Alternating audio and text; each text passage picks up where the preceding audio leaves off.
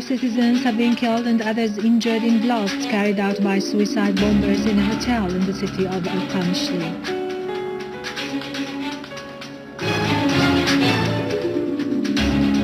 The inhabitants of Kfir and Yabus staged a march in support of the Syrian Arab Army and in appreciation of its sacrifices.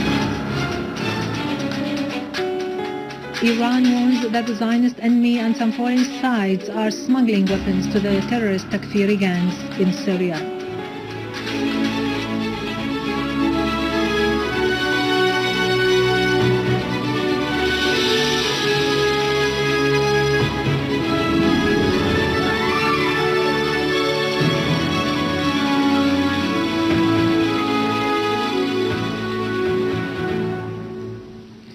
Good afternoon, ladies and gentlemen, and welcome to our news for today.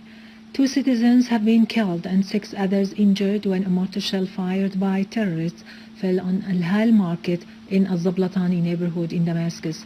Material damage was inflicted on the place. 3 terrorists with explosive belts have detonated themselves in Hadaya Hotel in Al-Wahda Street in the city of Al-Qamishli. According to initial information, 5 citizens were killed, others have been injured and material damage has been inflicted on the place. As security and stability has been restored to Azara village in Homs suburbs, the maintenance workshops continue their work in repairing the oil, gas and electricity networks. This would help improve the electricity network in the country in general and in the central area in particular. The workshops are expected to finish their work in a period of 48 hours, allowing gas to be available to operate the power stations and provide electricity. This would consequently reduce the power rationing periods.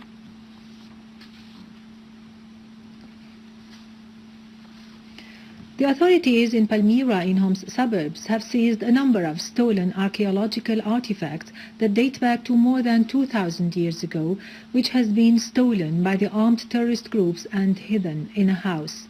A source at Homs Governorate said the pieces represented funeral scenes. The first goes back to the 1st and 2nd centuries AD, on which 3 people are engraved. The second piece represents the lower part of a funeral bed with 4 people portrayed on it. The third depicts a funeral scene of a 5-member family. A set of ceramic pieces were also seized, as well as some parts of helical columns.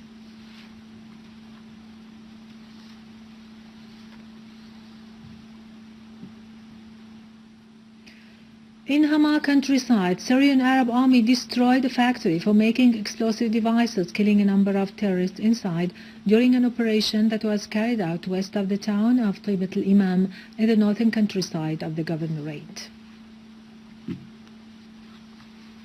In the city of Aleppo, Syrian Arab Army foiled an attempt by a terrorist group to infiltrate into Al-Hatab Square, killing many terrorists and injuring others.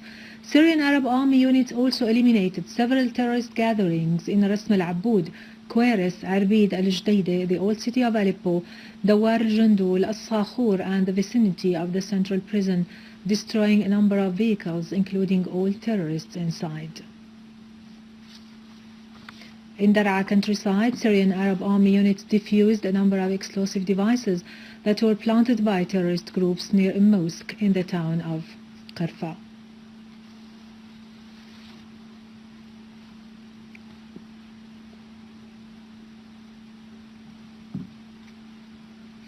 In support of the Syrian Arab Army and in appreciation of its sacrifice to preserve the country's unity and sovereignty, residents of Jdeide, Kfir and Yabus held a rally at the public square. The participants in the march were exposed to bullets fired by the armed terrorist groups in the mountains leading to Lebanon, but the Syrian Arab Army units were present in the area and firmly retaliated, forcing the aggressive gunfire to stop. Residents of Kfir Yabus continued their march, challenging the terrorists and renewed their rejection of any foreign interference in Syria's internal affairs, asserting their unity in the face of terrorism.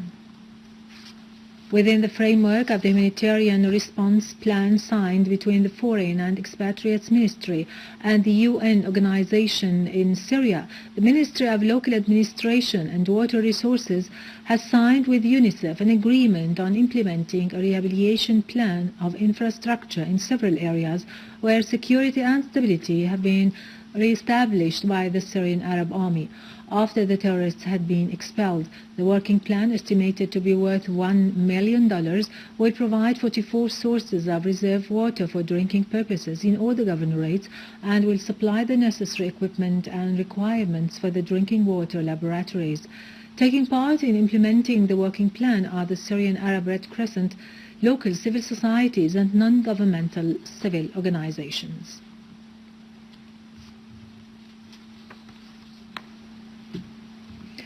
Iran has affirmed that the Zionist entity and some foreign sides are smuggling weapons to the terrorist Takfiri gangs in Syria. The Iranian Foreign Ministry's spokeswoman Mardiya Afkham said that the subject of smuggling weapons has assumed a special importance for Iran, particularly the weapons that are smuggled to the Takfiri terrorist groups in Syria. Afkham described the Zionist entity's allegations on the dispatch of weapons from Iran to Gaza as mere lies and fabrications aimed at harming Iran's position in the region and its relations with world countries. She added that the Zionist allegations were made at a time when the Israeli lobby meeting was held in the U.S. She said Iran had already declared its stand regarding this issue, pointing out that the mystery that engulfed the news media reports and the contradictions that characterized the statements of some Zionist officials are made because they are afraid of the growing relations between Iran and other countries. Therefore, they resort to worn-out methods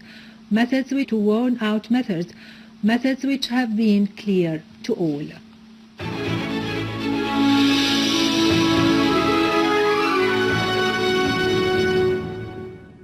Welcome back. In occupied Palestine, 3 Palestinians were killed in an Israeli airstrike on Rafah, south of the Gaza Strip. The raid followed an incursion by the Israeli bulldozers into the area amid heavy smoke bombs and aggression by the Israeli occupation forces in the areas of Al-Fakhari and Sofa, near a place where an Israeli reconnaissance plane crashed, allegedly as a result of technical malfunction.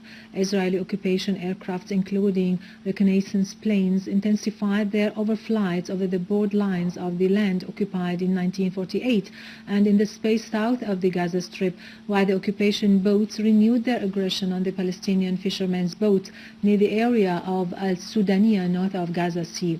In a similar aggression on the West Bank, a Palestinian young man from the town of Atail in the western Tul Karm was killed as the Israeli occupation forces opened fire at his vehicle near Al-Kafriyat checkpoint.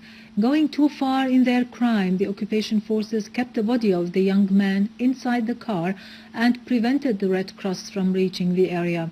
In another Israeli aggression on the West Bank, a number of Palestinians were killed, especially in Al-Jalzoun camp north of Ramallah, where Palestinian young men repelled the aggression despite the Israeli gunfire. In Iraq, 5 terrorists, including 2 suicide bombers, were killed as they were planning to attack government buildings in the governorate of Kirkuk. Iraqi Interior Ministry website quoted Deputy Director of Kirkuk Police Department Officer Turhan Abdurrahman as saying that joint forces of Kirkuk, emergency police and security were able to kill 5 terrorists that had been forming a terrorist cell affiliated to Al-Qaeda, preparing to attack government buildings. In Baghdad, Iraqi police defused an explosive device stuck inside a car belonging to a citizen in the neighborhood of Euphrates in Baghdad. Police cordoned off the area and summoned an expert to defuse the bomb safely. In the governorate of Ninawa, north of Iraq, Iraqi security forces also defused a car bomb of the type Mitsubishi that was parked on the street in the neighborhood of As-Siddiq. Concerning the political crisis of the Ukraine, the Higher Council of Autonomous Crimea has approved independence from the Ukraine as a first step for joining Russia. For his part, the Ukrainian president asserted that he is still the legitimate president and the commander-in-chief of the Ukraine. In a statement in southern Russia, he said he did not give up his powers as he was not sacked from his office, indicating that a group seized power by force, blaming them for the deteriorating situation in the country. He pointed out that the opposition's elections are illegal, urging the international community to fight terrorism, strongly criticizing those who are working on igniting a civil war in the Ukraine. Finally, Ministry of Information inaugurated launching Amwaj radio FM channel in the city of Latakia with the aim of making the voice of the Syrians heard louder, especially during the current circumstances. After a year of hard work, cooperation and communicating with people through Radio Amwaj FM in Latakia, Syrian media celebrates the anniversary of the launch of Radio Amwaj FM, which is a great step through this discriminate war on Syria. This step reflects the persistence of Syria against this world war. It is a brilliant channel. It targets a wide part of audience and talks about the issues which are very important for youth. We are worried to widen the coverage area. We use satellite in order to be heard all over the world. There was a big dream after launching this radio that came true through receiving a great support from the administration. When it was launched, there was an urgent need, which was the communicating with people through the local radio. I'm one of those who started in Amwaj FM. The staff has been very little, but it is growing bigger. First of all, it is a great change in our national media in these difficult circumstances and during this aggressive media campaign which costs billions of dollars. Our resistant Syrian media fights against the folk and delusive world and Arab media by developing its techniques and launching new radio and TV channels. It is an experience for 1 year, a very important one in my life. My program is Youth Online. Congratulations to the Syrian media and great wishes for Radio Amwaj FM. For the English news, Syrian channel, Latakia, Ranim al-Basha. With this, we end our news for today. Thank you for watching. For more details about Syria and the region and to view this bulletin again, you can always visit our website in English, syriaonline.sy. Now to latest business and market news with Nariman Qassam, but after a short break.